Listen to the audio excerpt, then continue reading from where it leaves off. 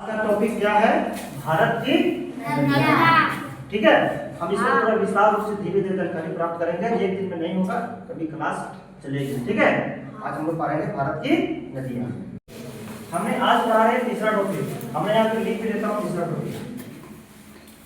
ठीक है, हमने तीसरा टॉपिक पढ़ा रहे हैं। टॉपिक का नाम है भारत की नदियाँ, रिवर्स ऑफ इंडिया।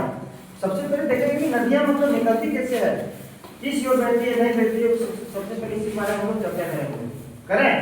देखो, परिचय देखेंगे, इंट्रोडक्शन देखेंगे। उसमें है कि भारत को नदियों का देश कहा जाता है। यहाँ नदियाँ न केवल जीवन का आधार है, बल्कि कृषि, बिजली, सिंचाई और परिवहन के लिए अत्यंत महत्वपूर्ण है। क्या बात सही है कि नहीं? भारत नदियों का देश कहा जाता है। यहाँ पे अनेक प्रकार की नदियाँ पाई जाती है।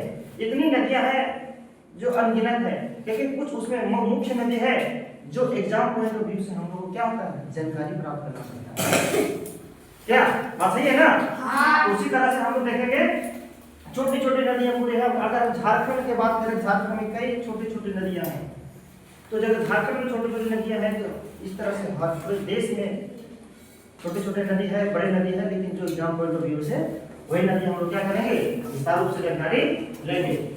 तो क्या कहते हैं, यहाँ पे नदियों का देश कहा जाता है, जीवन का आधार है, बल्कि कृषि। अगर नदी बहती है तो उसके इर्द गिर्द में क्या होता है, फसल किया जाता है, फसल कृषि किया जाता है। चाहे धान हो, चाहे गेहूं हो, चाहे अन्य प्रकार की दूसरी भी फसल हो।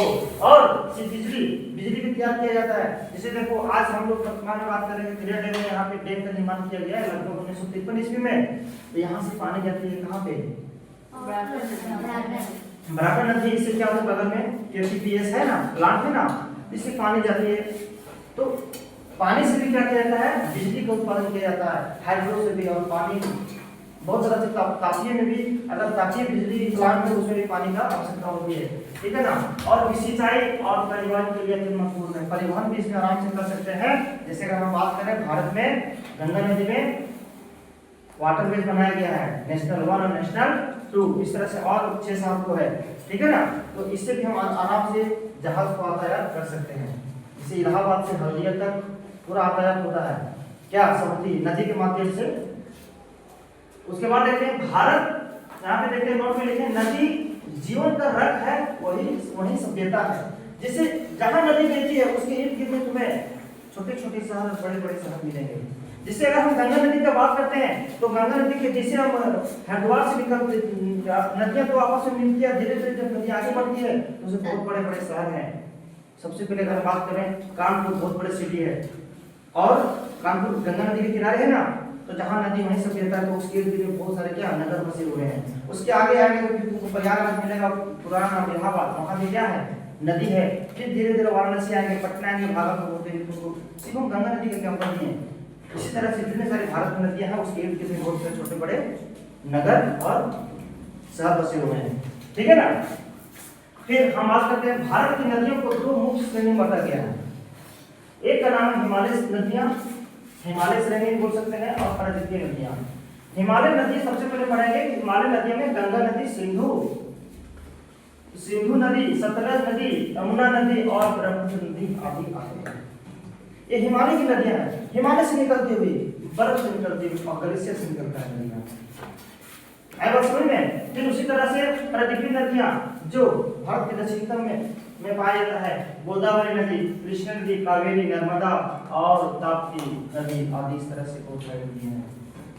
फिर हमने बताया तुमको कि हिमालय नदियां जो है, हिमालय रिवर्स, यहाँ की नदियां अस्थायी होती है। अस्थायी का मतलब ये होता है कि इसमें परमानेंट तुमको पानी मिलेगा, क्योंकि पहाड़ से बहुत सारा ग्लेशियर से निकलती है। ग्लेशियर का मतलब होता है जब ग्लेशियर में धूप रोशनी पड़ती है तो उससे बर्फ पिघलता है, तो पिघलते हुए वहां से क्या होता है, पानी का निर्माण होता है। उस तरह से धीरे धीरे पानी का बहाव होता है। इसीलिए इसको हम परमानेंट रिवर कहते हैं, अस्थायी नदी कहते हैं। इन नदियों में जल का स्रोत बर्फ से होता है, ग्लेशियर से और वर्षा तो सभी से होता है। अगर वर्षा होगी तभी तो भी नदी बहेगी, और ग्लेशियर पिघलेगी तभी नदी बहेगी। इसीलिए गंगा नदी हो या यमुना नदी हो या सतलज हो, सिंधु हो, ब्रह्मपुत्र नदी हो, इसमें तुमको सालों भर पानी मिलेगा। लेकिन अन्य नदी का बात करें तो उसमें सालों भर पानी नहीं मिलेगा।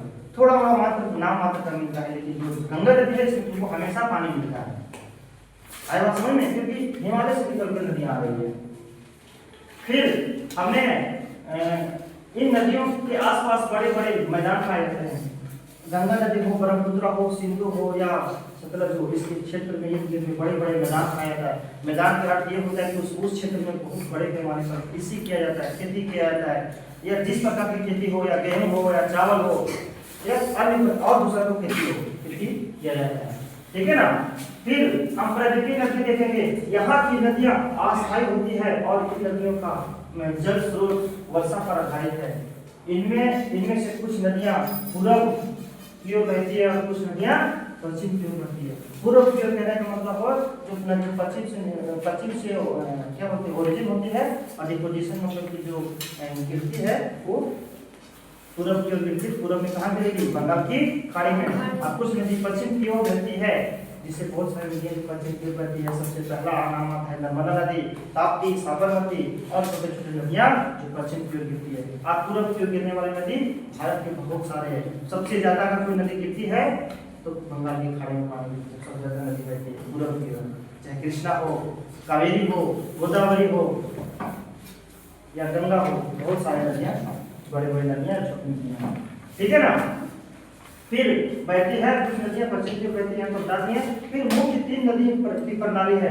इसमें जो नदी बांटा गया 3 ही मुख्य नदी मतलब प्रणाली में बांटा गया है। मेन रिवर्स सिस्टम जो बांटा गया है। सबसे पहले देखेंगे सिंधु नदी प्रणाली। इसमें झेलम नदी, चिनाब नदी, रावी नदी, व्यास नदी और सतलज नदी।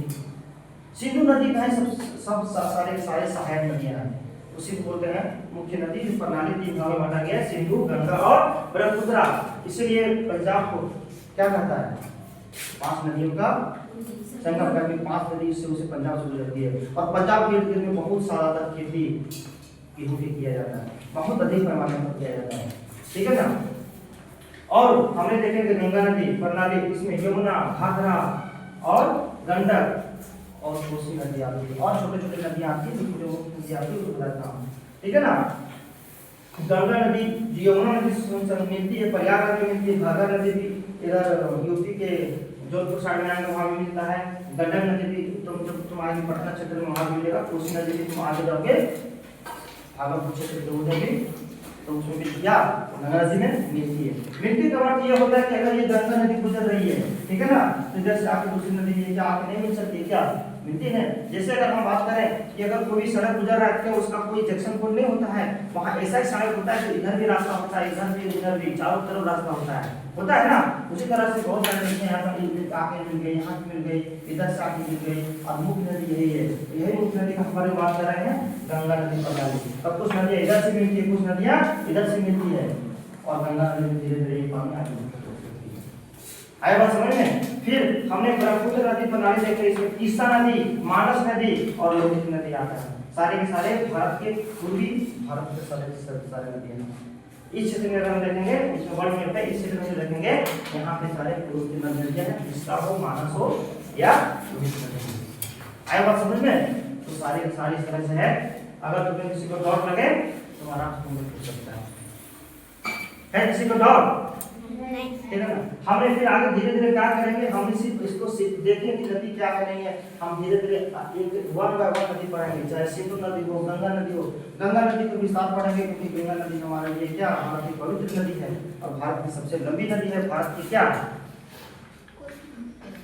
गंगा नदी, गंगा नदी भारत की सबसे पवित्र नदी है। गंगा नदी के इर्द गिर्द में बहुत बड़े बड़े शहर बसे हुए हैं, चाहे कानपुर हो, बनारस हो, इलाहाबाद हो, पटना हो, भागलपुर हो और इस तरह से बड़े बड़े शहर स्थापित है नदी के किनारे। ठीक है ना। तो फिर धीरे धीरे क्या करेंगे हम लोग आगे नेक्स्ट टॉपिक में पूरा क्लियर करेंगे। ठीक है। कोई दिक्कत है क्या? चलो।